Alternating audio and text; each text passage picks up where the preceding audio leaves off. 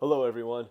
I hope people have been starting to regain their sleep after the Southwest shootout. We had so much fun, both Kevin and I. We've talked about it a few times, just what a good group we had and how much fun it was to take all of you out and explore the Southwest and get some pretty incredible photos. We were just so stoked on what we got. Yeah, I hope everyone's getting back to reality all right. I'm going to start this video and show how to again come up with this big shot from Alstrom Point. It's so technically difficult. It's a total of 15 different exposures that we use. Yeah, it doesn't hurt to have a video to reference when you're trying to put this together. Um, yeah, let's go. Let's just get started by going over what it takes and where each image comes from to make up the final product. Um, the first four shots are going to be in this top third here in the sky, and they're the four shots, and we don't move the camera at all. We just take four shots. They're 15 seconds each, and then we take those and put them into Starry Landscape Stacker. And those combine to form just this third of the image. The next four, we do the exact same thing, but we overlap on the sky a little bit, like maybe 20 to 30%. And then we take these four exposures and put them in Starry Landscape Stacker in order to produce one image that will go here. And the third set of four for the top right. And same thing, Starry Landscape Stacker. It'll spit out an image that comprises the area in green here.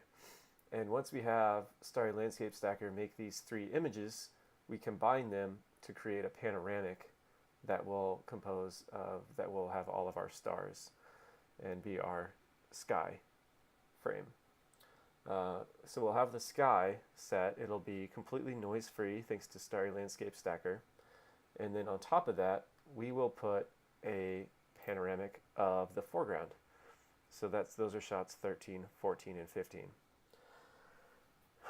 So knowing that that's what you need to do, and then going into Lightroom, it can be very difficult to try to figure out what shots go where. So I like to go through and label my shots the color, a certain color. So for example, shots 9, 10, 11, and 12, which will be this top right, I've gone through and labeled green here in my Lightroom.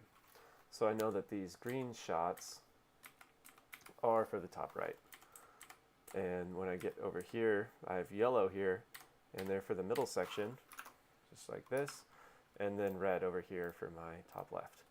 I also have the blue shots, and there's my foreground. And I think the blue shots are a great place to start because they are the easiest. We don't have to take them into Starry Landscape Stacker.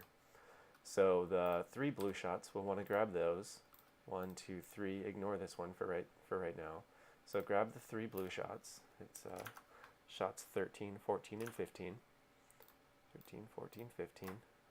Select them by holding Shift and clicking, and then you're gonna right click, go to Photo Merge, and click Panorama.